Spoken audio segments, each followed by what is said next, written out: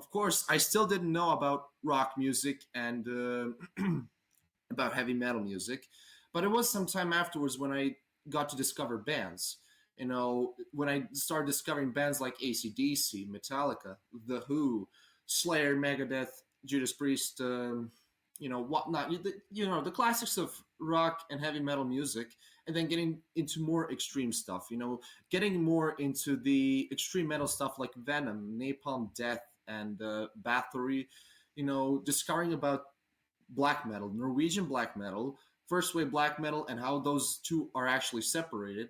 And death metal came in there as well, but I think it was because I watched Ace Ventura, the first movie, and I saw Cowboy Yeah. Corpse. I was like, what the hell is this?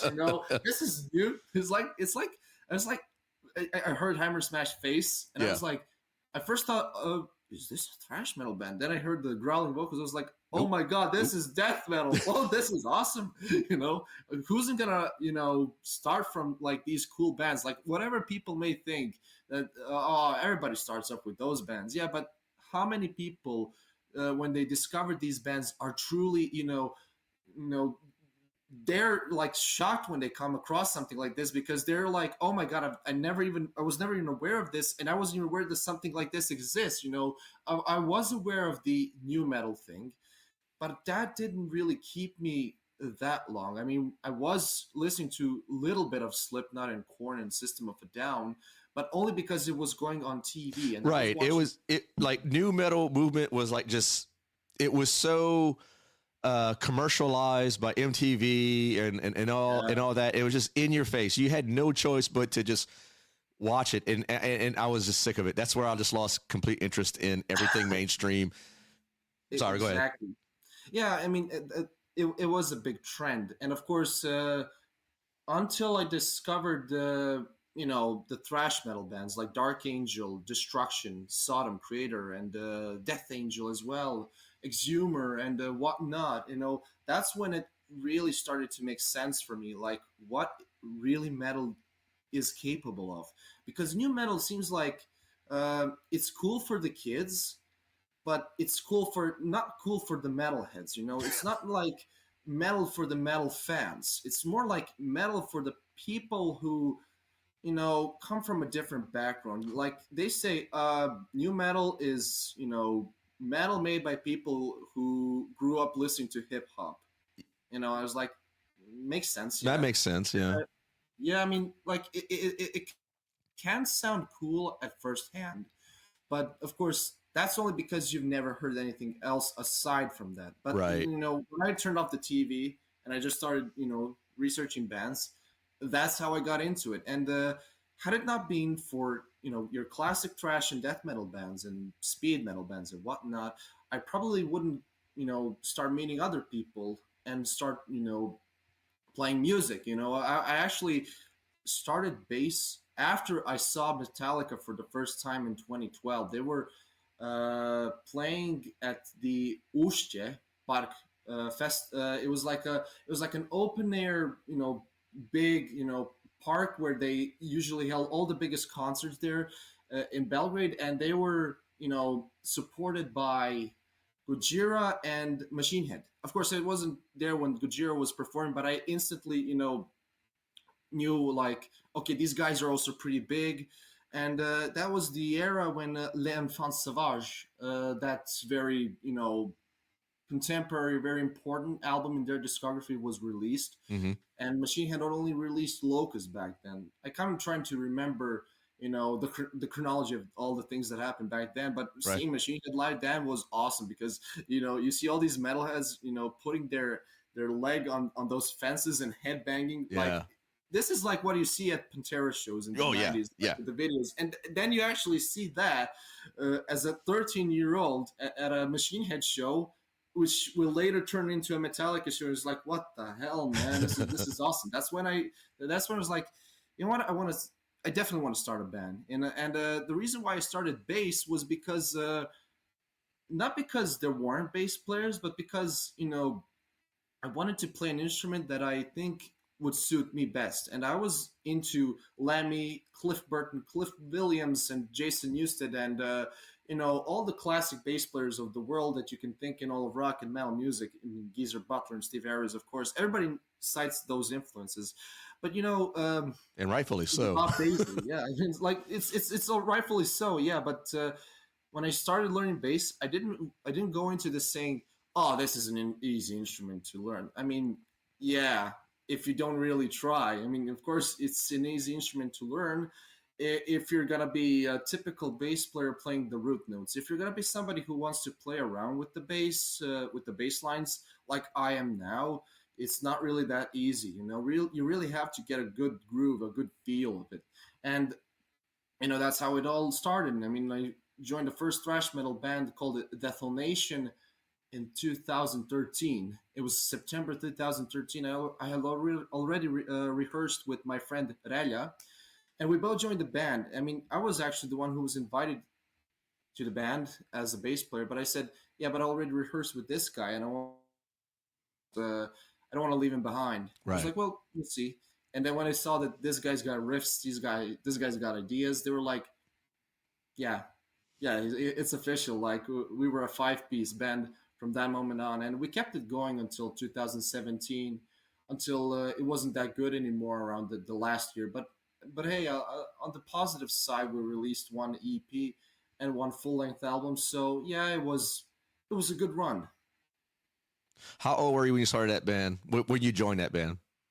When I joined the band, I was 14, turning 15, and Relia, the guitar player, he was 13, turning 14. So we were pretty young, Yeah. and when you would see like the two of us, who we were pretty, we weren't that ordinary. Like you wouldn't think these are just like typical kids, who are just entering puberty. You would think, oh, these guys are already like late puberty kids. Yeah. Yeah. They're already like late blooms and stuff. Like no, we were already like, you know we were still getting into music, as in discovering bands and of course playing music itself.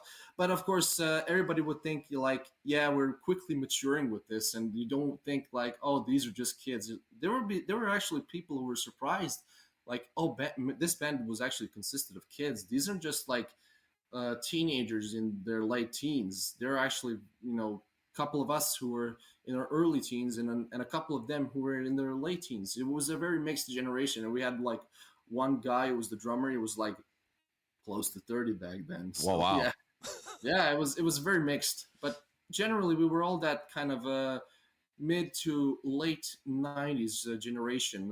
All the members were, except for that one drummer, and you we got along well. So it wasn't like, oh, there's a huge like mental difference between that age gap you have. We were pretty close, and of course, when things were going bad for the band, that's when we weren't really close. But that's because, you know, that's when you mature and things change for all of us. But again, I mean, you know, it was like bad experience that had to happen because if all goes great, like you can't really break an omelet, like make an omelet without breaking some eggs. So that's the nature of life. Yeah. Yeah. So you're in this band as an early teenager. Obviously, as we get older, our musical tastes get a little bit more extreme, we get a little more open, a little bit, kind of we're more open to hearing some new things that we haven't heard before. What were some of the albums that made you want to not just follow the root note of the bass playing, but kind of dive more into like maybe harmonizing with the guitarist or just playing around with the drum beat?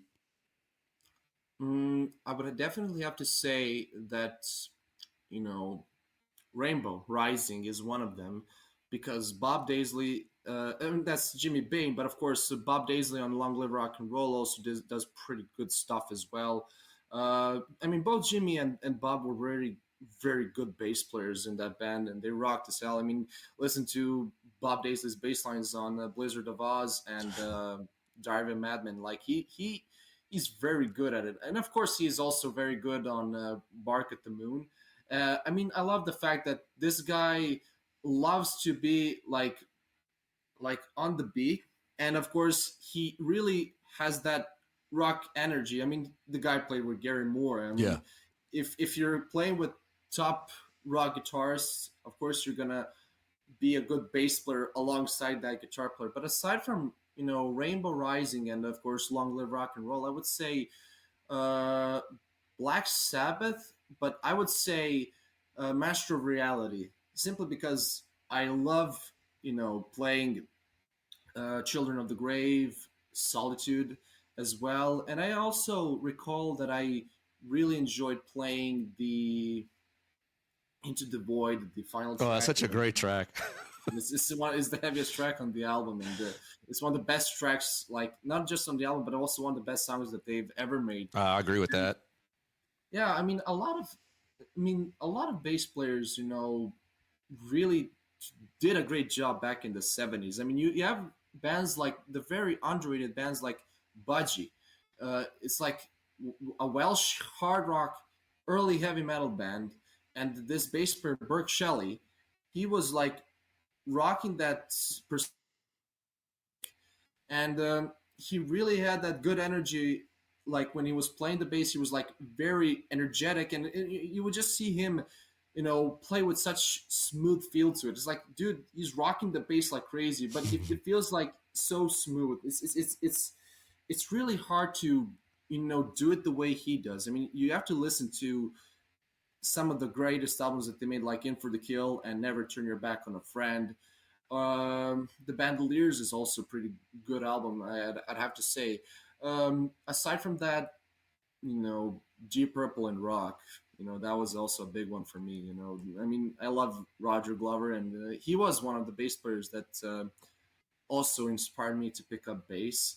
And I just love his bass tracks. And I mean, he lays it down so well. I mean, listen to songs like Flight of the Bat and is it Flight of the Bat or is it Flight of the Rat? I'm starting to forget now. And Bloodsucker, yeah, those are awesome songs. Generally, you can't listen to Deep Purple without listening to the bass itself. Yeah, you really can't. I mean, one of my favorite albums by Deep Purple is obviously Burn.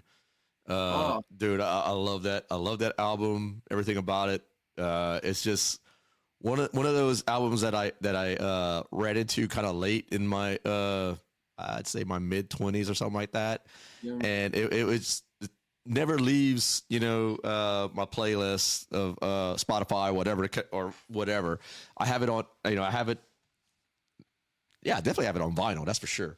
And every now and then, I just have to get it on vinyl. oh, dude, it's so good, so good. It's a too good of an album not to own on vinyl. I mean, last year I bought this original Yugoslavian pressing of Perfect Strangers, Oh, nice. and that's probably my favorite album because when I first heard Deep Purple, it was the track "Wasted Sunshine," and it's a very underrated track from that album. It's a very slow, gentle song, but it definitely is a good song to introduce Deep Purple to somebody who's never heard Deep Purple before.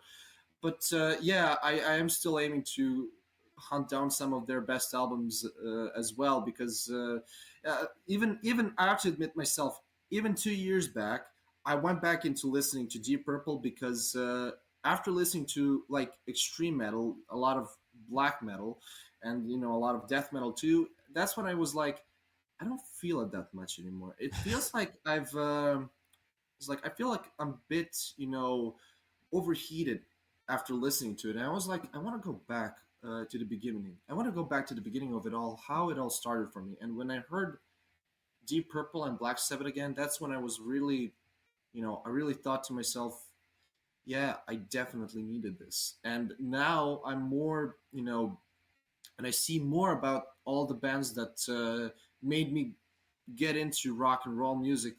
I mean, Deep Purple is still a great band.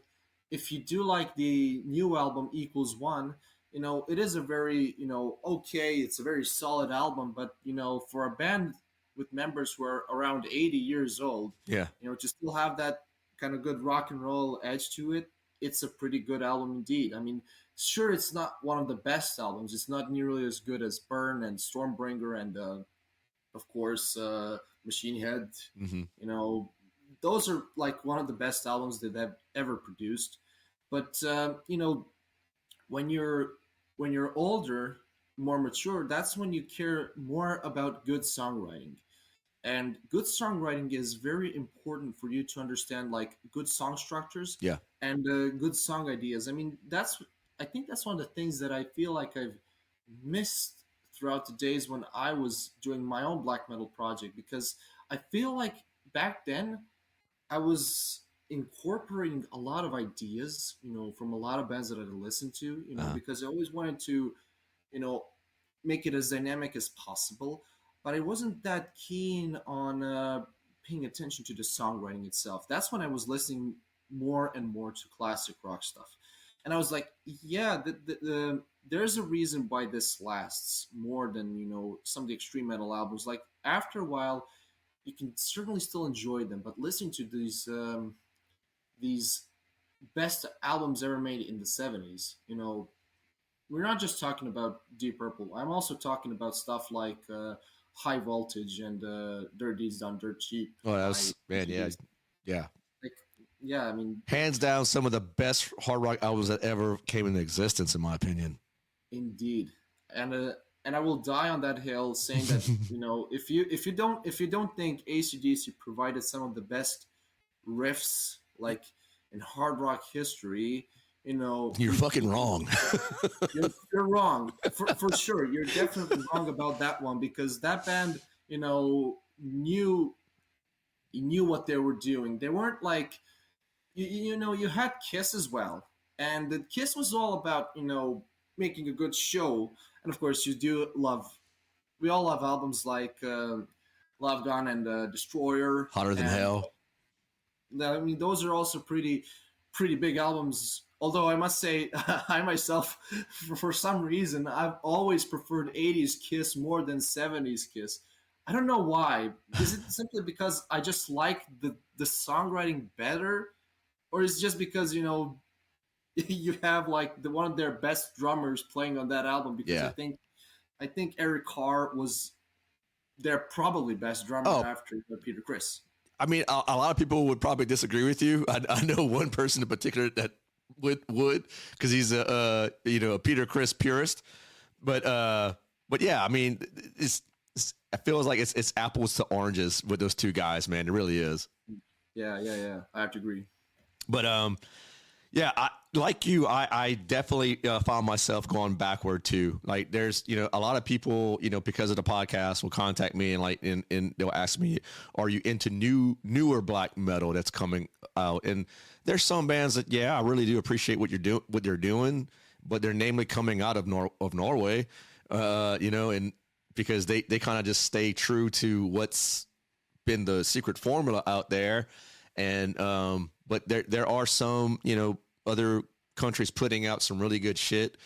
I've always, stayed to the tried and true stuff, like the second wave, the Dark Thrones and the Mayhem and whatnot.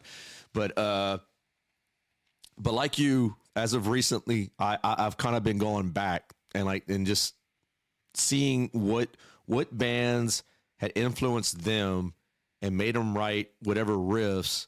And I found myself playing a lot of Wishbone Ash, a 70s folk group, dude. And, I was telling one of my good friends, I was like, dude, if you listen closely to Lady J and the track Persephone by Wishbone Ash, you could hear with the right set of ears, you could hear what went into Caravan of Broken Ghost or Quintessence or whatever track that Dark Throne was inspired to put together those riffs, man. Yeah, there's also that one song from probably my favorite of the recent Dark Throne albums, Old Star. That song, it's not. I forget what the. It's the song that goes. Da, da, da, da, da. Hardship of the Scots. Hardship of the Scots. The funniest thing was when I heard that riff for the first time, it was like, yeah, that's a good riff. That's a good heavy metal riff. And then, of course, after a while, I was like, let me put my love into you, babe, by AC/DC. that's the riff. I was like, holy shit. And I remember actually that Nocturno Culto mentioned in one of his intros that he was listening to a lot of AC/DC. I was like, how did I not notice that? Like right away, it's the song "Let Me Put My Love Into You, Babe" from Back in Black in black metal form, or should I say, black and heavy metal form? Yeah. It's. I mean, dude, like, and I think that's what really pulls me to Dark Throne, like again and again and again. Like there's some people that they'll hear their latest offerings like from either Astral Fortress or their latest one, and they're like, I don't get it. I don't understand it. I was like, maybe you're not understanding what they wanted to do, which is fucking artistic freedom. They don't give a shit. And you know, and if it's paying homage to like all of these riff writers that came before them and just like kind of blending their style with theirs, dude, like you're not going to get another fucking Under a Funeral Moon. You're not going to get another Transylvania Hunger, you know, with every release that they do. And that's okay. If you want more of that, go listen to that album. You know? Yeah. I mean, they themselves express that they don't want to, you know, do the same thing over and over and over again. I mean, just if you look at the whole history of bands such as Darkthrone, you have like the early days when they were playing death metal. You have Tulkandra, and then you have, you know, all the demos leading up to Soulside Journey. Yeah. Yes. And Soulside Journey is one of the best death metal albums. Oh. Very dark, atmospheric, and it is actually, I think, if you look at that album, like comparatively from a music standpoint, from all the other albums that they put out in the 90s, that is actually their best album. But, you know, everybody still prefers the Unholy Trilogy albums because that's what put Darkthrone on a map, and they made them, you know, more influential that way. I mean, I myself really love those albums, but I got a bit fed up with A Blaze in the Northern Sky and Under a Funeral Moon, and of course Transylvanian Hunger. And that's why my favorite 90s black metal album of Darkthrone is actually Panzerfaust. Oh, fuck yeah. And I recently revisited that album. I was like, yeah, this one's still the best. It really is. I love the Celtic frost riffs, man. Dude, that's yes. the thing you can't miss about it. And it's like, we had this conversation beforehand, and you know, for me, it's Panzerfaust and Sardonic Wrath, because Sardonic Wrath, it's like they took that insanity that went into Panzerfaust and just like combined Celtic Frost riffs along with Motorhead riffs. Oh, that's actually good. That's actually a good comparison that you're making there.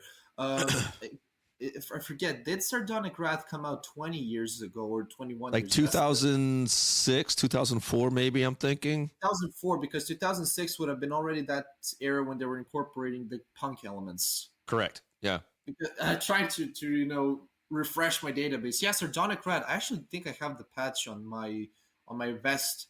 Is the one with the angels striking down from the heavens, right? Isn't it? Yes. Yeah. Some of the best fucking artwork ever, man. Yeah. Oh my god. And you know, I love the song.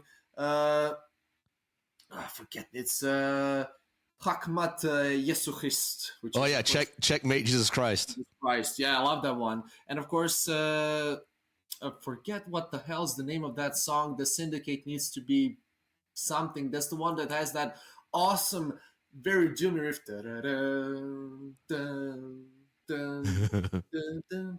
Oh my god, that riff! I remember playing it over and over again, dude. And like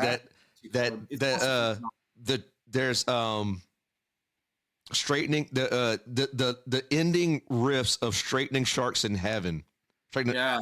Holy shit, dude! It is the coldest fucking riff I think they ever wrote. I mean, it's just such a beast of a riff. That and the whole song of fucking "Hate Is the Law," dude. I just, you know, I get goosebumps every time I listen to it. Like, I will be just driving, and I notice that, you know, Like that, the riffs come in, they kick in, and speed limit's probably 35 miles per hour. I'm not sure how that translates in kilometers, but I mean, I put the pedal to the metal, Yeah. a little faster, a little harder. Yeah, but I can go on about Dark Throne, man. But I get off base. I want to hear about your involvement with Metalbite and all. How did you get started with that? Yeah, sure.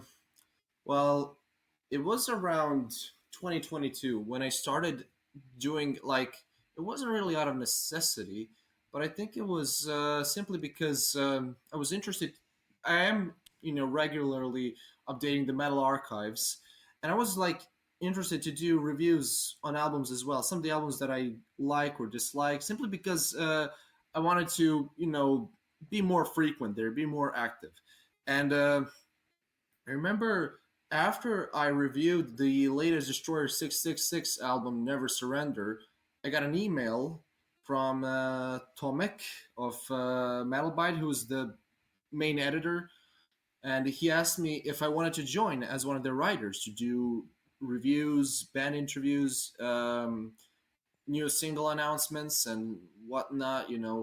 And at first I wasn't sure if this was genuine or not. I thought this is another joke because beforehand I had so many people saying, "Oh, we want to do an interview with your band. Pay $50 and we'll ask questions about the band and the equipment that you use." And like, sure, whatever. And I was like, I Yeah. don't know. I don't. You don't know how to respond to such things. That's why I asked instantly, like, okay, could you tell me a little bit more about this? And he showed me the website, and he sent me, of course, the link to the website, and I looked up to it, and this is like, yeah, this okay, this is real. This isn't something like made up name. And when I joined in, I already told him like, you can have some of my previous reviews if you want to, man. I'm willing to join. Mm-hmm. And of course, back then I wasn't sure, how writing reviews should be like. The structure. It wasn't like introduction and then summary of the album itself and then the final impression underneath. There weren't as many detailed reviews back then, so it took a while until I got there. And even it got to the point where when I started receiving some interesting press releases, I was already, looking up at the press releases that would interest me, and I always picked up the ones that when I heard something, I knew I could write something about it. I wasn't choosing anything I got because, like everything that I would get in my mail, I would always listen to all of them. It's like, no, I would only listen to the first couple of tracks and see if there's something that I could say about the album itself. If it doesn't pull you in instantly, if there's something that's like missing from the get go, then I shouldn't force it. And I was like, Right. I'm going to review something that I think is more up my alley. And that's where it comes all to the story of me doing reviews of all the albums, of all the upcoming albums. And you know when I reviewed something like when you get to the point of reviewing some albums of big bands or like very prominent acts in metal, Mm-hmm. whether they're major acts or like middle ground or underground, whatever, that's when it really gets interesting. And of course, you don't pass on it. Oh no.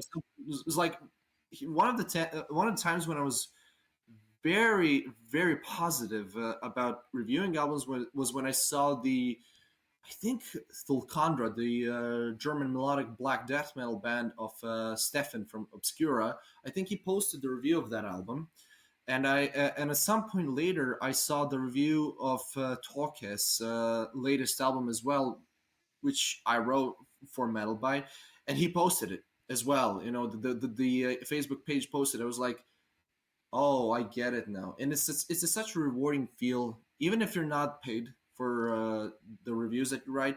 It's a rewarding feel when you do it, because when you see bands appreciating the words that you put on those sentences, they can really tell if it's genuine. And back then, honestly, I wasn't even aware of people doing fake chat gpt generated reviews. And you have all of these, like, a plethora of all of these fake reviews coming in. And that's the point when I was like, yeah, I can see that there's a lot going on right now with bands, you know bands having to deal with this stuff that didn't even think they would have to encounter in their life. Right. And when I wrote, like, my reviews, I said I wanted to be as human and as genuine as possible. I didn't want any sort of, like, you know bootlicking words or something, like, I don't really know what to write about this album itself, so that's when I'll ask ChatGPT, like, tell me about the album itself, and it gives a very fake summary, and people can tell it's fake. Yeah. And I was so against that. I mean, the funny thing is, there's a lot of them going on. I mean, those are usually small, blogs and whatnot. You don't really see that happening with these genuine zines and fanzines, and of course uh,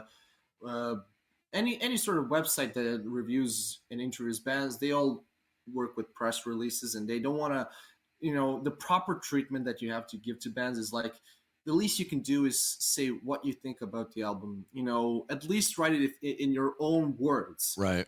And in your own words means more than asking some AI to write a summary of the album.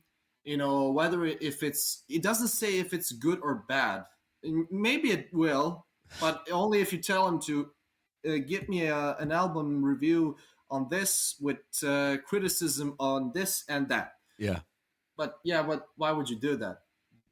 You shouldn't really do reviews. It's just a lazy cop out to do so, And there's a lot of people doing that at the moment. That's sad.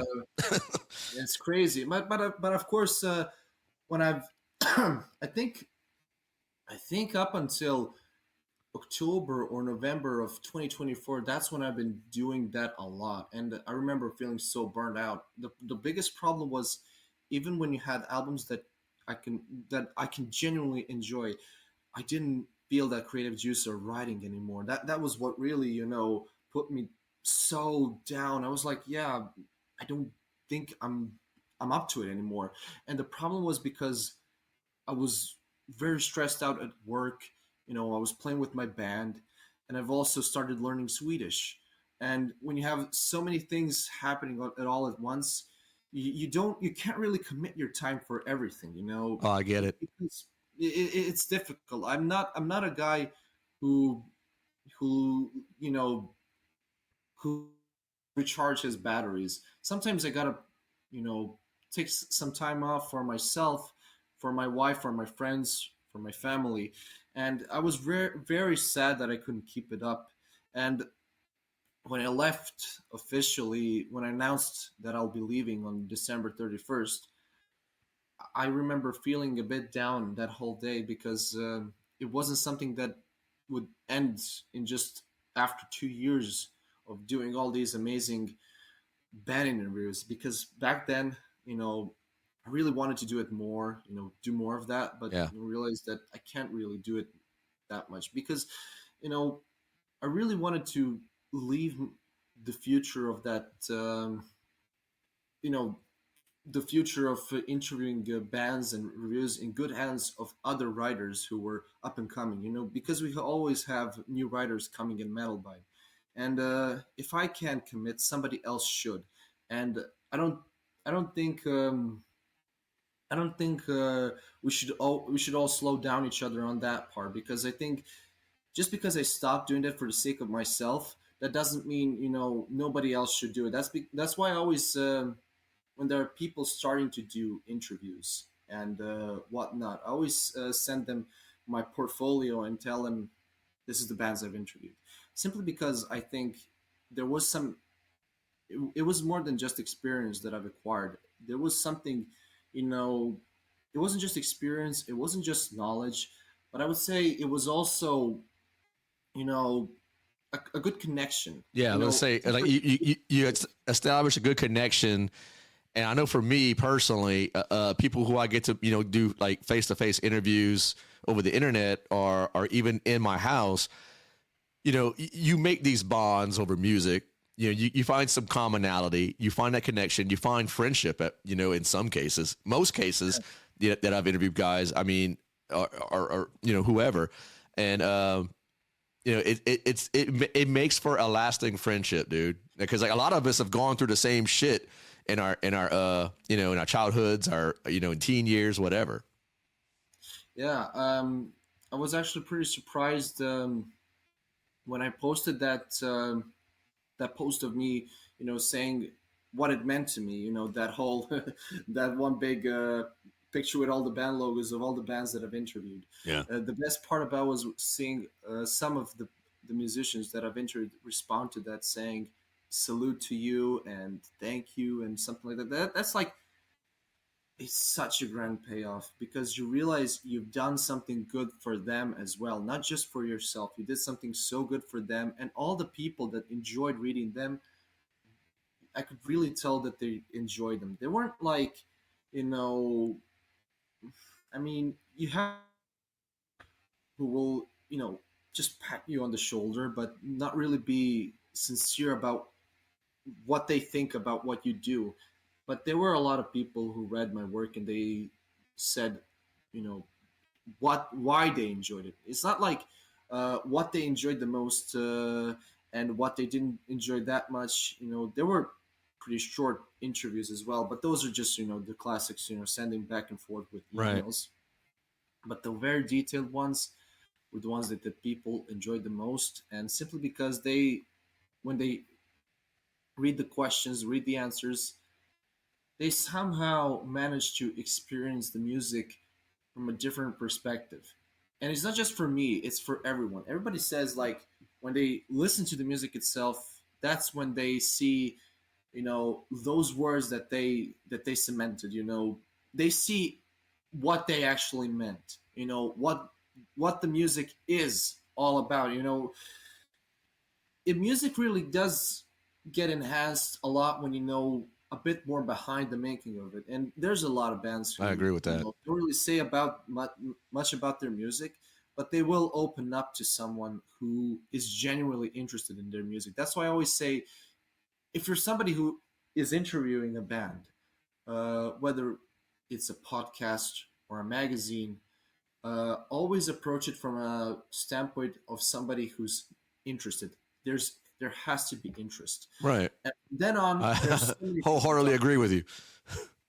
Yeah, I mean, a lot of people just would ask ChatGPT, to generate questions that they would like.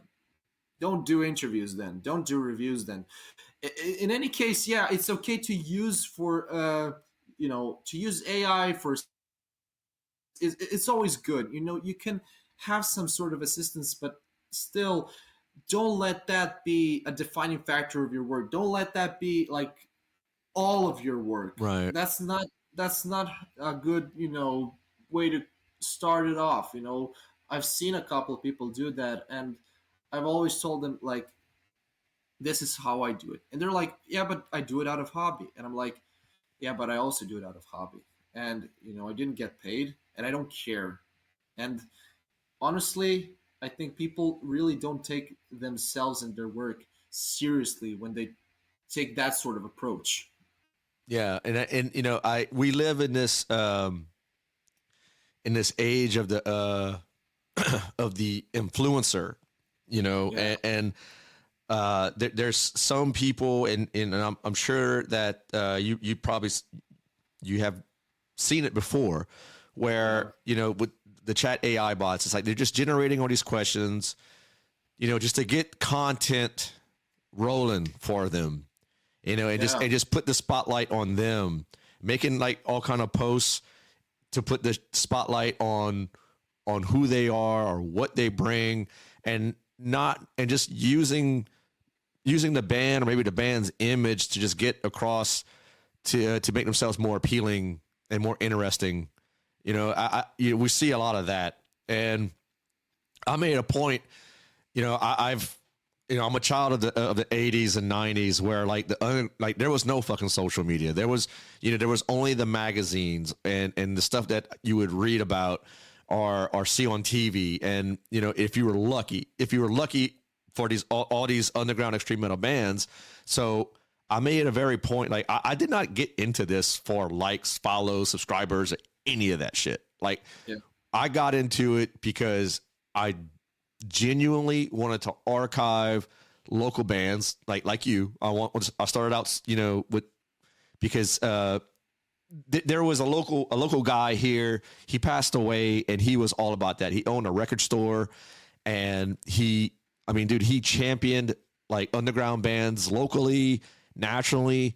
He was responsible for like a lot of like groups coming play. We spoke about the new metal movement, and Dave Hubble, who I'm talking about, people in the Lafayette area know who I am talking about. But Dave, like, he was a guy who got shit rolling. Like, he had Korn play in Lafayette, in the small town of ours, like before they broke, huge and all that shit. I remember the guys from down would probably be pissed off, but he had some like advanced copies of the demo that was completely unlicensed, and he gave one to me. Like I had Down 1 and Down 2 on CD before anyone did.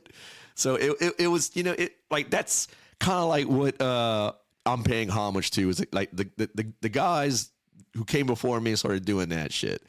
I love, like anyone who could shine a light on an artist or a group that's going against the grain and doesn't have a whole lot of, popularity or whatever, and something that I really dig into, dude. I'm gonna spread that with whatever following I do have, and just as it's mainly supporting them and supporting the guys that inspire me and playing, so that's.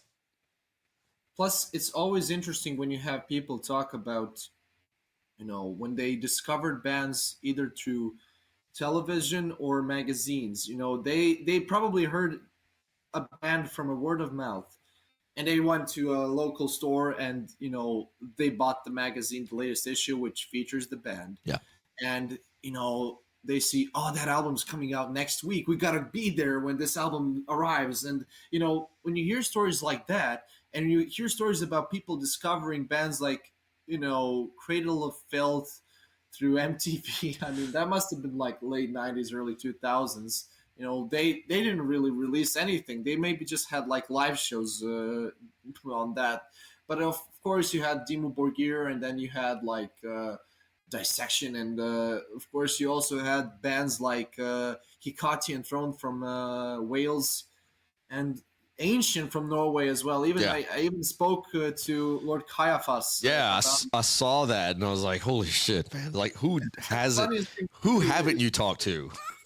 Yeah, that was actually the last official live interview I've done. I wanted to talk about that music video. Yes, it is bad. It is probably one of the worst music videos ever made, but I don't care. I cannot listen to Lilith's Embrace without that music video playing in my head. Yeah, without the images going. Yeah, exactly. The part of the song, I mean, in the music video, because you listen to the song itself, you're like, that's the part of the music video. And, when you discover stuff like that, when I heard like people talking about discovering bands through fanzines and whatnot, and like compilations as well, it really feels so magic and feels more organic, and it feels also very, it feels so different from what you get nowadays. Nowadays, for example, I still buy CDs and vinyls, but you don't really have like a store where you can go and buy a latest copy of a magazine. You had like that maybe 10 years ago, but then it all died out. Oh yeah. Yeah, like the magazine industry is just like, it's all gone digital now. Yeah, and I mean, I'm glad that some of them are still keeping it up, they still do good articles, but still, you know, it's not as cool as, you know, browsing through pages of browsing through pages of articles digitally isn't as good as buying that, and, you know, going through the words while looking at the images themselves and looking at all the cool prints that they put in there, you know, a very cool backdrop for the page itself. I still actually have a couple of the very old early magazines that were printed out, and one of them, I have a friend who showed me one of the magazines that we had. I'm not sure, was it Nocturne or another one, but it also had like announcer for the new Black Sabbath album, which was 13 at the time. Yeah. And of course they were supposed to come and play here, but unfortunately, since Tony Iommi was under, you know, going to under surgery, and it was like because of chemotherapy and stuff like that, you know, only Ozzy then decided to do it as his own tour. Yeah. And he did play there, but unfortunately I wasn't able to attend because, you know, my parents wouldn't let me go. You know, they didn't have the money to finance that one. They already paid shit ton for me to see Metallica, but still, you know, whatever, you know, still, like, that doesn't, like, that whole part about seeing all the cool shit on the pages of the fanzines of all the magazines, that cannot be replaced by, No. you know, going through a website and it's already there. I'm like, yeah, but, like, come on, dude. It's just I don't know. Is it cool to have a book on Amazon or to buy a book in a bookstore Right. and bring it home Right. and actually have it, as well as for comics and graphic novels, which I do actually own some of them. And, you know, looking at the actual art in the page itself beats having that PDF on your laptop wherever you have it. Yeah. It just doesn't. It doesn't. Yeah. It doesn't come close to having that physical copy where you could just, like, you know, relish in that. You know, Yeah. I get it. I want to ask you, while it's fresh in my mind, is we talked about your interview with Saxon, and that was a very proud moment for you. What was the moment aside from Saxon that just, you know, you landed a band or a band fell in your lap and you're like, oh shit, I gotta fucking, you know, bring my A game and ask some very thought provoking questions? Well, aside from that one, I would say Bobby of Pentagram was also one of them, Mm-hmm. but only because, you know, I watched the documentary Last Days Here, which was about his drug addiction and everything, and Yeah. how he recovered, and this kind of amplified my will to, you know, get more of the guy and also talk about the new music they're working on. And of course their next album is coming out in a week, so I'm very excited for that one too. um, what else? I think the one with Clovenhoof, Lee Payne of Clovenhoof, was also a pretty good one as well. Of course, Bryce Yeah. of formerly Dissection was also one of them as well.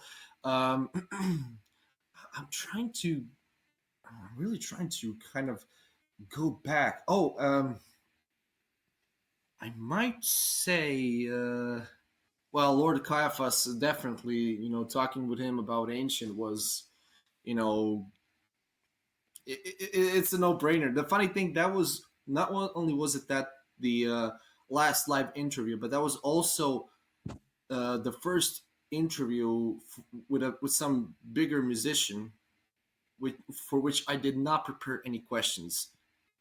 It all came out of the head. And the Wow. funny thing was, it's like all the questions that I had prepared were already in there. I didn't type it on my phone. I didn't read it off my phone simply because every interview I've ever done, I always look at the question and I'm like, okay, I know which question I'm about to ask now. Um, I don't know. I really got to remind myself, what the hell did I even do? Because 70 interviews That's a in lot, 2 man. years, it's a lot. It definitely is a lot. Um, but anyways, I would definitely say that the one with Bryce was definitely, you know, Oh yeah. as a longtime Dissection fan, would I ever, if I told myself 6 years ago, hey, you're gonna interview the former bass player of Dissection who played on Reign Chaos, what would you say, you know, as that former younger self from 6 years ago? You would probably be like, nah.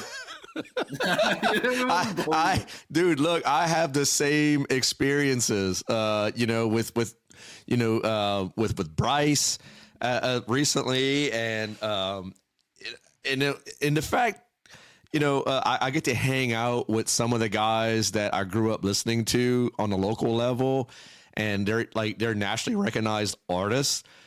Like, I have to pinch myself. Like, this is really happening? Yeah. Like I'm getting invited to go, to Phil Anselmo's house at Halloween with Tommy Buckley and his wife, from Crowbar. I'm like, dude, are you fucking kidding me right now? Like,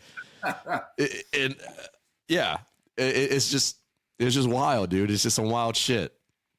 Yeah, and the fact that you even interviewed Acid Bath when they reunited, it was like, you were one of the first of all the people that interviewed the band when they got back together, and of course that was pretty big news. Yeah, around the world, everybody was actually. The funny thing was, somebody actually asked me if I wanted to interview Acid Bath myself, and I was like, yeah, but I'm currently exiting, and I already have some interviews scheduled, so I can't really, I wish I did, but I think, for somebody who's a big fan such as yourself, I think somebody such as yourself deserved it. And, well, I really appreciate that. Yeah, I think I could have done it myself, but I still think, the interview should be in hands of a fan, not just in the hands of somebody who's a spectator, or somebody who's aware of the band, aware of their music, and just like, knows what the band's good, and what the band is good for, and what they're, why they're so popular and stuff like that. Yeah, and I tell you, I cannot take full credit for letting that interview, because it was actually Sammy's idea. Sammy's he's a huge big part of my life these days. He's just what started out as a direct message through Instagram, which just flourished into this great friendship that we have. And he was like, dude, he's like, look, I haven't done any press whatsoever for the whole Acid Bath, and I want you to do it. And I was like, what? Whoa. I was like, dude, okay. I'm gonna hold you to that. And sure enough, man, they invited me to the first rehearsal, and we got it done shortly afterwards. And it was wild, man. Like, I like every now and then, I'll check, like, the stats on either the downloads or the YouTube views. I'm like, dude, this is just nuts. It's crazy. Yeah, I've seen like 15,000, if it's not like more than 15,000 views at this point. Really, that was like, I think one of the, like, when I look back at your catalog, that was the one that, like, it was even above the one with Boris. So yeah, exactly. Like, I thought, again, another artist that we both interviewed, Boris. I love that dude. He's so helpful, man. Whenever I got some technical questions involved and stuff like that, he's such a giant personality, literally and figuratively, and and I was like, I was like, Jesus, like, when I uploaded his interview, I was like, dude, we had like 200 views on the first night. And then the following couple of days, it was like, 1,000. And I was like, dude, like, this is wild. Like, I never would imagine. And then, like, the Acid Bath interview came about, and I was like, this is stupid. Yeah, it's crazy. Yeah. I mean, the thing about Boris is that I wouldn't have ever imagined that he would go so big. I remember when he uploaded his vlogs for the first time ever, traveling to all the places in Oslo and Bergen, and of course he was also in Kolbotn, Yeah, the birthplace of Dark Throne. Yeah, and of course all the vlogs regarding Norwegian black metal history, the historic places. There were people who showcased some of these places, but not all at once. I mean, there's that also. There's also that cool that museum that they made, in honor, like not the museum, but like that Oh, that one. exhibit. Yeah. Yeah, yeah. Bad vibes. Yeah, I actually got to see that in person. Oh, you did? Yeah, yeah, yeah. Of course, I forgot that you attended Inferno Festival. Was it? Yep, yep. And Oh, yeah, I love the story about it. and it was great, man. I got personally invited by Yannicke Weiss Hansen, who did all my tattoos on my right arm, and she did all the artwork for the Bursum albums and Enslaved album logos and whatnot. And I mean, she's black metal royalty in herself, and it was just wild to see, like all that history under one building. And they had the original Helvet door from the shop, and they just had every Norwegian band showcased from the early days, and they even had basically a to scale room layout of Euronymous' desk and his typewriter, and how he corresponded with people all over the map. And it was great, dude. It was a real surreal experience. I hope they had also the I forgot what his office looked like, but I remember there was a picture of there was also the big map that he had on the back, but also the picture of one of the I forgot which it was one of the communist leaders, if I remember, but I can't recall the exact detail, but I know the photograph of his office and him drinking Coca-Cola. I have it all here. Yeah, and yeah. I just recall what it looked like, but it's cool. I mean, I hope they did everything by detail. I mean, it's so bizarre to see that those bands burned churches, yet their history is like black metal history is being preserved locally in museums and whatnot. It's like they're not going to burn Meseblot records, of course, which was Calvet the former. They're not going to burn out all these places which are the points of where you see a lot of black metal people coming, Norwegian and of course from all around the world, and it really does bring people together. It really does. Unfortunately, I've never been to Norway, but I wish I could go there as well. I mean, I was in Stockholm last year, and that was actually my honeymoon, or should I say, my wife and I went there. Oh, y'all just got married last year? Yeah, that was the first time. Yeah, congratulations, man! I thought I thought it was like years that y'all been married. Wow. No, that was last. No, trust me, that was last year. And the funniest thing was we were married on my father's 59th birthday. That was the only date we could get the wedding arranged. That was probably his best birthday gift ever. Look at that. Yeah, imagine, like, he probably wouldn't have imagined that I would ever want to get married. Really? No, I wouldn't say never imagined, but probably never imagined so early, because as people change over time, you see a lot less people around my age or even older getting married, simply because I don't know. It's because people become so bitter with age, so cold and distanced. There's a lot less people, having good relationships. Yeah. And I wouldn't be here if it wasn't because we had a good relationship. We've been together since 2016. We're gonna, in just a couple of days. It's like in a week. It will be 9 years since my wife and I got together as a relationship. But of course, 8.5 years of a relationship leads to marriage. It's no biggie. We are hard drugs. I mean, nothing is being kept under the rug.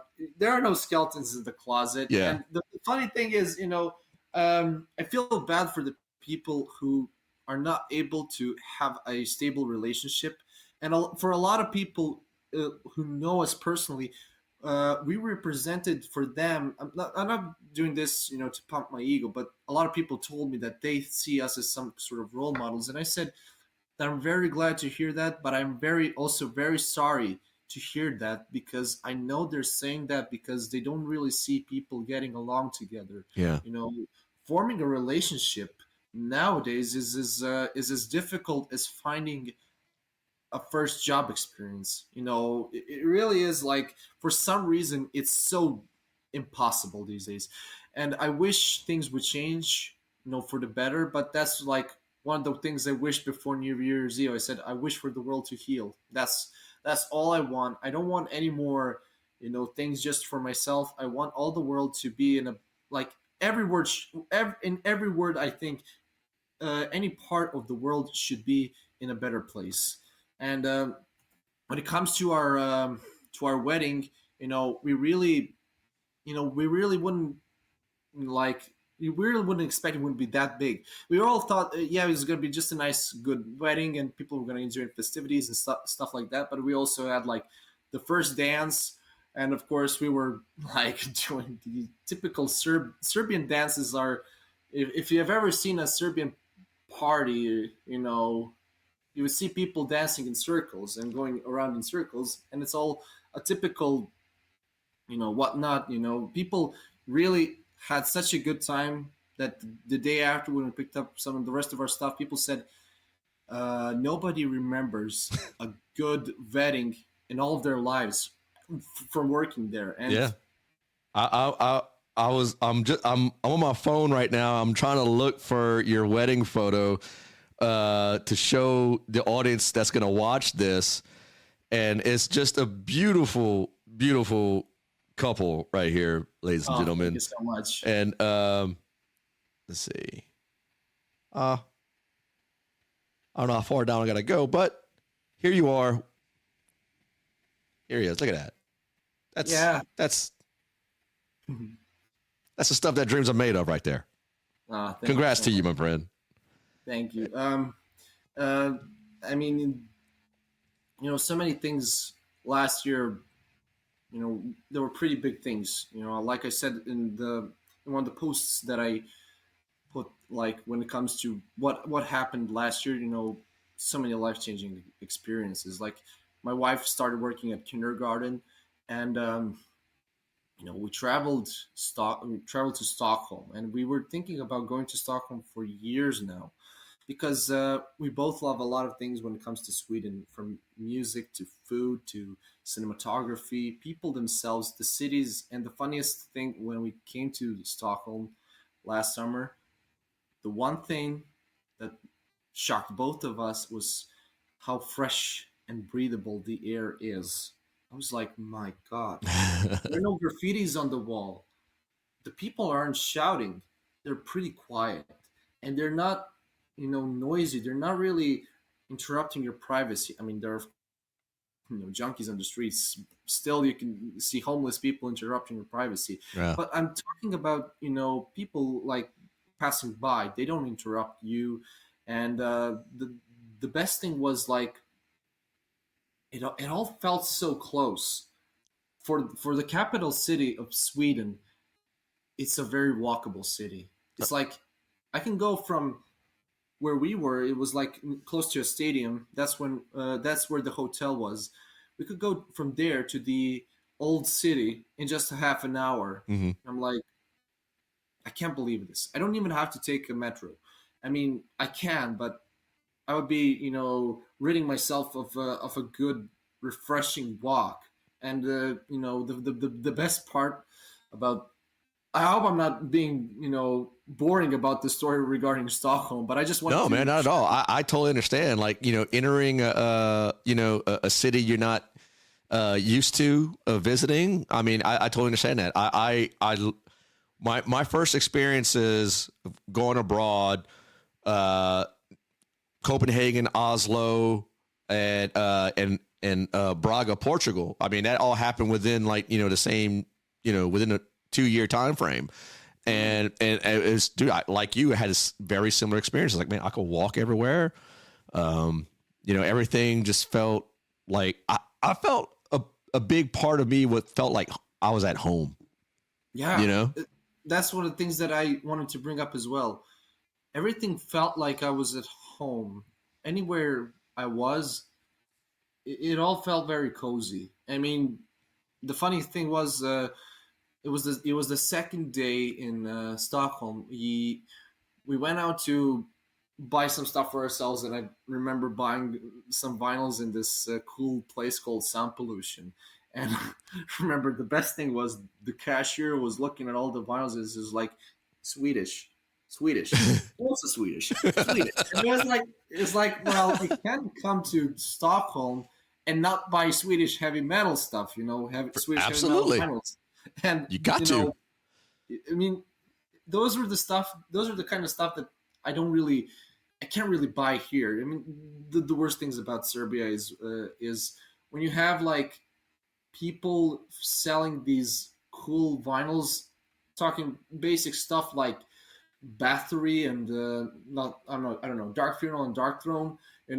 Those are sold not by some sort of music stores, but by people who bought it for themselves, and they're selling for higher prices, which is criminal, of course. Right. So you don't really have something like that to buy here. You buy there, of course, and for a better price. And then afterwards, I remember we went to this cool restaurant. We booked no, it wasn't the month before, but we booked it for that same evening. We went there, and we saw a friend who we have officially met her for the first time 2 years ago, back when we saw Ghost performing in Budapest. And we remember, having that small encounter. We didn't really exchange any words back then, but we became very close friends. And the first thing after entering that place is called Garlic and Shots. It's one of these cool restaurants that one of the owners of that restaurant, or I don't know, is he a manager or an owner? But Mappe Björkman of Candlemass, the rhythm guitarist, he owns the place. He's one of the main guys there. Oh wow! And when we went there, who's the bartender? Chuck Moll, the guitar player of Dark Funeral. I was like, dude, what the hell are you doing? Yeah, no shit. Yeah, I work here. It's like, yeah, I work here. I was like, wow, this is so weird because not because it goes against my imagination, but simply because I was so surprised that this is it. When you have a famous foreign musician having a normal day life, it really struck me. It was like, this is it. This is something that I've always told myself. Everybody has a good normal day lives there. And I remember one of the evenings after, I remember also that the vocalist Andreas, or Heljar Mother, or however you pronounce his name, the vocalist of Dark Funeral, was also there. And there was also Johan Soderberg, the guitarist of Amon Amarth. He was also there. And I remember thinking to myself, is it not weird to guys just occasionally going to this place and enjoying it like good old school rockers and having a good time? It's a beautiful place. It really feels like home, and it feels like heaven. Plus, you have such good beer, such good food. You got like very good barbecue. You have like these cool burgers with garlic, and of course it's called Garlic and Shots because you have everything from garlic to shots. You have like very cool garlic infused ice cream as well. Oh wow!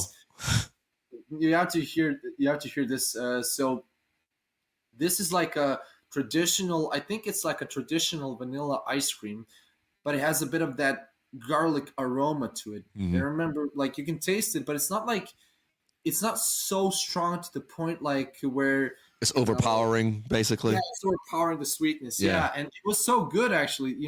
That, and of course banana split. And I was like, my God, they somehow managed to to make sweet food with a garlic aroma, and it actually isn't bad. It's pretty good. And of course, the beer itself is good. It's probably one of the best beers you can buy there. I remember, I forgot which beer was it. It's not called Phoenix. sure if it's called Eagle, but it was something about a bird. But it's like one of their like very popular beers there, Mhm. and it's pretty sweet. Like it's not sweet to the point it's like sugary sweet, but it's like sweet to the point where you really feel good when you drink it. You know, it's a good hard rockers place, and there are also quiz nights and whatnot. Sometimes you would see people like I don't know, the guitarist of the Helicopters just coming by there, and he's all dressed up like a hermit. And I remember seeing him there. I was like, man, this is so weird, but Yeah. it's good. I didn't really want to disturb anybody there because somehow I adapt to the mentality of the people. Nobody really has that sort of rock star attitude. Like not so many of them actually. They don't Yeah. really express it. They're not I've like I've I've I've have similar experiences. Going to Niven Bar in Oslo, and whenever Coffin Storm had their release party, Apollyon and Tormentor were DJing, wow, okay. and it was wild, dude. Because it happened on one of the nights of Inferno Festival, but this wasn't part of the Inferno. This was something completely, and I caught wind of this ahead of time, and I was like, dude, fuck Inferno Festival. I am going to this record release party. And I'm glad I did, because, I got to meet one of my heroes in Apollyon, because I'm all about Aura Noir. And, Same. and, dude, he gave me a fucking signed CD copy along with Fenris's signature as well. Oh, that's dude, a big one. Yeah. And I was like, how fucking cool is this? And like, he just, it was very nonchalant. He's like, oh yeah. I was like, I was going to buy it. Like I was going to buy the CD off of him. He's like, oh no, here you go, man. Just take it. Just buy me a beer. And I did. I bought him like 3 beers. Yeah, it's too humble, man. It's so crazy how the Scandinavians or generally the North European people can be so humble to the point where it feels so unreal. Yeah. You're not very. I can't say you're feeling uncomfortable about it, but you do feel very very surprised by it. Yeah. And you don't want to abuse that. You want to the least you can do is of course buy somebody a beer. Oh, absolutely. And, it's the least I can do. A good time. And I should probably tell you that unfortunately had we arrived a couple of days earlier than the day, of course, when we arrived in Stockholm, we could have met Thomas Eriksson and of course Fredrik Melander, the former bass player of Bathory, because they were hanging out that week. Yeah. Yeah, I'm not sure if it was that week, but it was probably around the weekend, because remember we arrived in Tuesday. It might have been Monday when they were there, but I just remember it's like, come on, I could have met these guys as well. But the best part was, experiencing the place itself, because I don't really go around at bars and cafes and whatnot, because a lot of the times you just see all the people that gossip and you hear such stupid rumors, and like I want to be like as far away from that as possible. I really want to distance myself from it. It was so different. It really felt like I was in a safe place. I was in a safe zone, and all the Swedes, they were very sweet, Very. And I imagine the Norwegians can be also very, they can also be very, friendly towards you as well. And I mean, speaking of you meeting Apollyon, I mean, that's a big one, because on stage, I always imagine being Apollyon when he plays bass and rips his vocals for Aura Noir, because he's a good role model in that sense.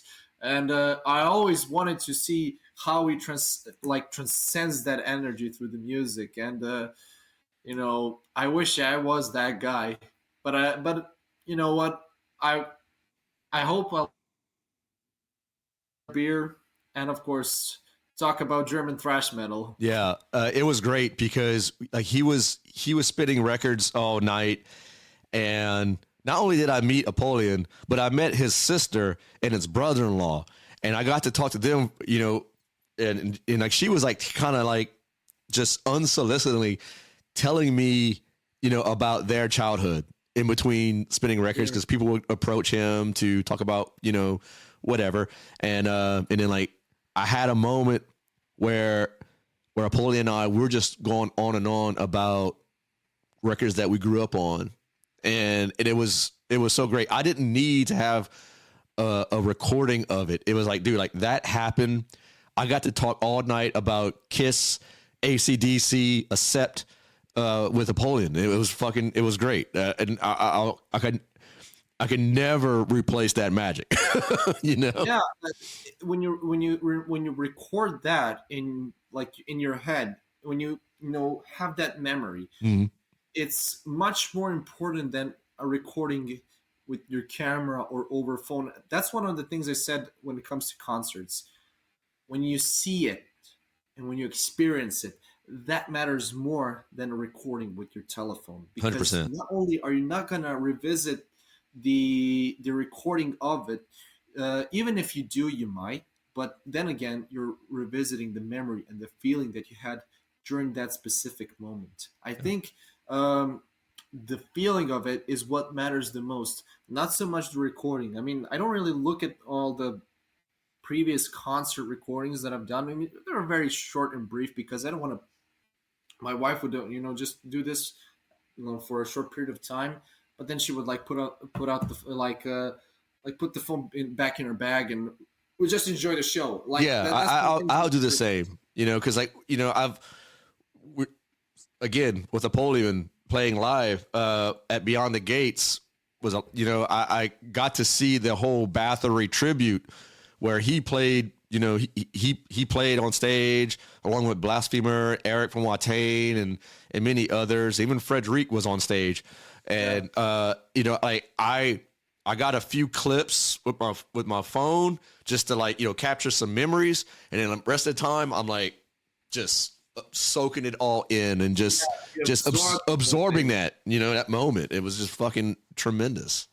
Oh man, I wish I was there, but a friend of mine from Turin, Italy, he moved to Sweden like around the time when that was Beyond the Gates. If it was Beyond the Gates festival, right? Right.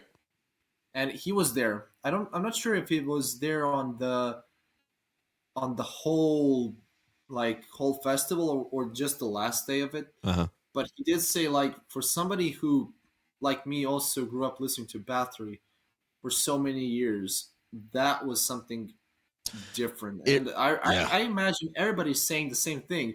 When I interviewed Gal about it, about the whole experience, that goes back to one of the questions that you asked before, like one of the intros that I really had to work on. That was also a pretty big shocker for me. When I asked him about it, he was also he also remembers that as a very good positive experience because he said this is basically like the updated 20 years version of that tribute to Quorthon that they did all the way back in 2004 when the man himself passed away. Yeah, and remember that. I've actually visited his grave in a it's a graveyard outside of Stockholm. It's I think the full name is Skogskyrko Garden, which is like forest church garden, something like that.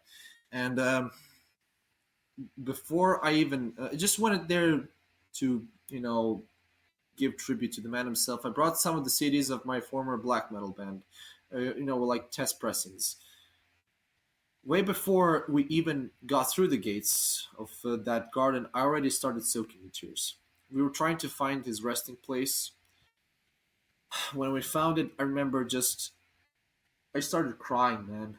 For real, I started crying. If you can look at the picture itself, you can see that very sad look of somebody who's been a longtime fan. And, it didn't feel like, you have people come up to his graveyard and they take pictures and they all have very, happy to kind of bittersweet types of facial expressions. Yeah. But I wasn't like that. I was so sad because it was 20 years since the man himself passed away, and it was 7 years since his father had passed away too. And I saw this 666 necklace there, in a couple of Swedish kronas, like in coins, Mm-hmm. and of course this very sweet rock there that says "Tack för allt, Korton och Boss," which means thank for all, Korton and Boss, and it's like a family resting place. And I remember placing my CD there. And the reason why I took a picture was simply because I wanted to have that as a memory, but also to post it and just like as a sign of paying tribute to the man himself. I thought we could all, in some form or another, unite about this whole tragedy of a man who was one of the forefathers of black metal, and of course Viking metal himself. And I just remember I was so teared up. Yeah. And afterwards we found the giant cross of Entombed. Entombed. Yeah. Yeah, and the funny thing is, when I saw it there, I was like, wow. Oh, that's my wife coming back. That's my dog barking just to alert me. He's like a freaking What's his name? Simba. It's Simba. like the white. It's like the lion from Lion King. Yeah. But he's white because he's a Maltese. So I should have called him Kimba, because there is also Kimba, the white lion. But no. But anyways, yeah. When we saw the giant cross, I remember like looking up. It's like, whoa, that's cool. And the funny thing is, like, just to imagine like what that place represents. For some people it is like a very holy ground. Right. Yeah. For us extreme metal fans, it's a different kind of meaning of the word holy ground. Yeah. That talk about loss, man. When LG, whenever he passed away, that one hit me hard. Oh, Because yeah. Entombed, like I found out about death metal because of Entombed first, and you would think that I would have heard, like being an American, I would have heard things like Deicide or Death even. I mean, I heard about all those bands. Don't get me wrong, but Entombed like just sucked me in. Yeah. Because they had it was they're technical, but I just felt like it was easier for me to digest for some reason. Maybe because I saw first, like I saw the Wolverine Blues album and I went backwards, and like Left Hand Path, dude, and I just, that's another record that I hold, and like I can't say and like, dude, whenever he passed, like some of the last like footage of LG struggling with the cancer, and he was on social media with someone. You could see how sad he was, and like just how brokenhearted that he knew that he was on his way out. I had no doubt. And I'm just, there was a big part of me that was, I'm glad that his suffering was over and done and he's in no more pain. But in the same merit, I was like, dude, fuck, like what a goddamn loss that was. Yeah.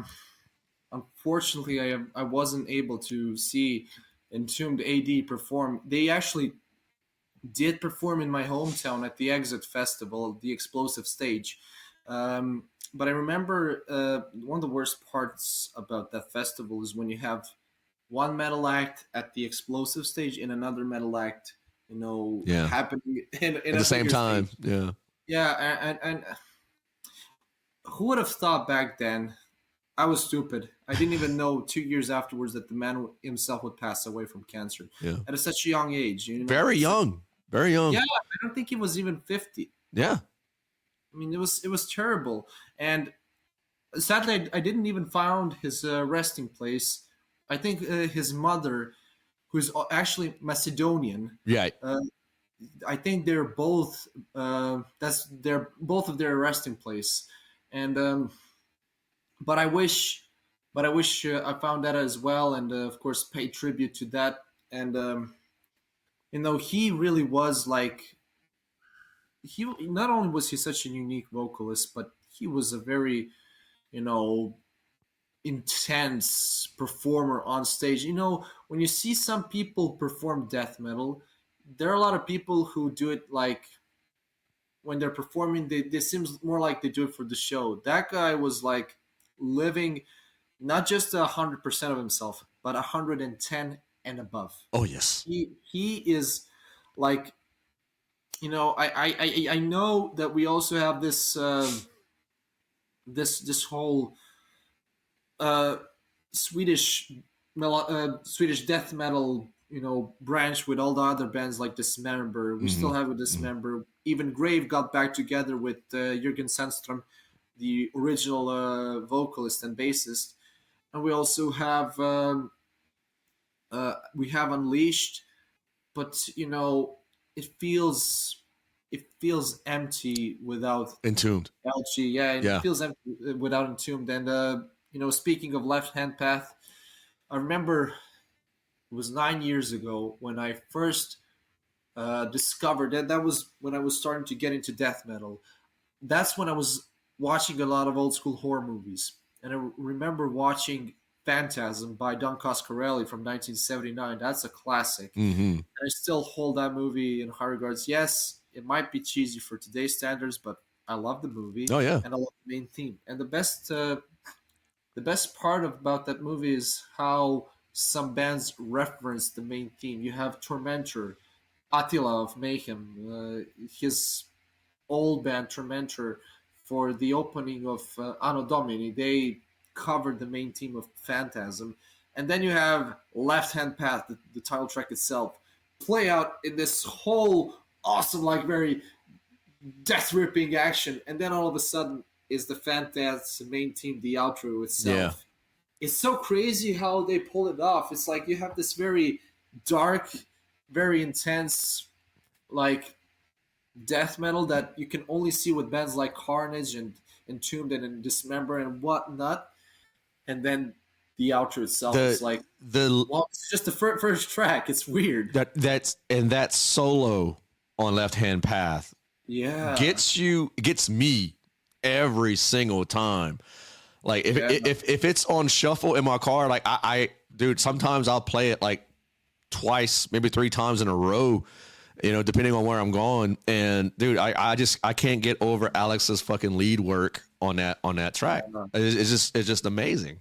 And the best part about that whole like final section of Left Hand Path, when you listen to that song, you're basically standing in silence. Yeah. And you're just like you're entranced. And this is the facial expression that you're going through. It's like a very important scene of a character development where somebody's like, it's like complete silence, but then that's the soundtrack. The song has its own story arc. Like it's like, dude, what? I guess me every time, dude. Like, okay, so speaking of albums, I need to know what 6 albums that are very important to you. God forbid your house is burning down and you got to take 6 albums with you. Which ones you taking? Tough to name, but I'll definitely say that I'll take Heaven and Hell by Black Sabbath. I'll take that one. I'll definitely take Rainbow Rising as well, but I would also love to take Bathory, Blood, Fire, Death. It's my favorite, actually. I do love the first 3, but that one is still like the peak. Yeah. I'm a Return man myself. Oh, the Return, yeah. You can't go wrong. And so that's 3. If I should take 3 more, I would definitely take the Somberlane by Dissection. Like I said, it's an important album. So that's 4 crucial albums there already. Candlemass, Epicus, Dimicus, Metallicus, the first album. The album that actually changed and saved my life at the same time, during the most challenging of times. God forbid I lost that album, because my wife and I adored that album as well as Nightfall, but I think I enjoy Epicus, Dimicus, Metallicus even more. So 5 albums right now. If I should name one more album, well, that would be difficult, but uh, I would definitely say, I would definitely say if I had Injustice for All by Oh, Metallica, that's my favorite album by yeah, Metallica. I would that's still take that one. I think, dude, like I'm pretty sure I mentioned this before, but like one of my best friends I grew up with in my hometown, he had MTV, and I was 8 years old when that album came out. I was definitely 8 years old whenever I saw the video for One, and that's the album that really solidified that. Okay, I'm a metalhead now. Like Yeah, there's no coming back from it. Like that. Yeah, sure. I'll dabble in some some non-metal genres from time to time, but it always comes back to that. yeah, Metallica's One, dude, is that was the heaviest shit I heard as an 8-year-old. indeed. I was also like, when I first heard the track One, that was actually my introduction to Metallica as well. I think I was also 8, 9 or 10 years old when I first heard it. And I think what I love about the album itself is the intensity and the emotions, and of course the songwriting itself. There's so many things what I love about early Metallica releases, especially that one. But I would have named maybe some other album, besides it, because there's like too many great albums that I could, browse through my musical database in my head. But I will never, ever leave out Injustice for All, simply because being a teenager and listening to that album on your headphones with your, like, what is it, like MP3 player or on your iPhone and whatnot, it was magical. And had it not been for that album, maybe I would have been a different person. Mm-hmm. Not sure if I would be a better person, although, but I still think everybody needs a bit of that in their lives. A bit of Metallica in their lives. At least the first 4 albums, that's for sure. Yeah, the first 4 albums always, because had it not been for those first 4 albums, Yeah. you can call them mainstream as much as you want, but take those out of the equation, and all the best albums that you enjoyed after those albums Yeah. came out, they don't exist. Yeah. A lot of, because I mean, even Ted from Dark Throne said how important Ride the Lightning is in an interview I heard. It's like just goes to show you just like how important those albums were to the movement of black metal and so forth. Yeah. So, there you go. Vladimir, this was by far one of the most intriguing and interesting interviews I've ever had, and I knew it was going to be, because you, like myself, know about all the good shit, all the interesting shit that the metal underground has to offer. Thank you so much, my friend, for everything. I really appreciate it, and we gotta do it again sometime. I agree. I mean, thank you so much for having me. Discussing all these subjects with somebody who shares the same level of musical enthusiasm, and of course having that same level of optimism as I did when I interviewed musicians. It really feels like you find so many similar people in this world, which are pretty rare. Yeah. But the this whole conversation means a lot to me, and Likewise. thank you so much for having me. And I truly do hope we will do this in the near future again. And all I could say is, for all the friends and the fans listening, I urge them to follow Tales of the Rift podcast. I've already told some of my friends to follow as well, especially the ones that dig Acid Bath. And I told them, follow this podcast, simply because I believe what you do is great, and I believe in the future of your podcast. Oh, that means a lot to me. Thank you so much. Yeah, you're welcome, man. And keep up the great work. And I will always be, Every time you drop a new episode, I'm there. At work, at home, I'm listening. Thank you so much, Vlad.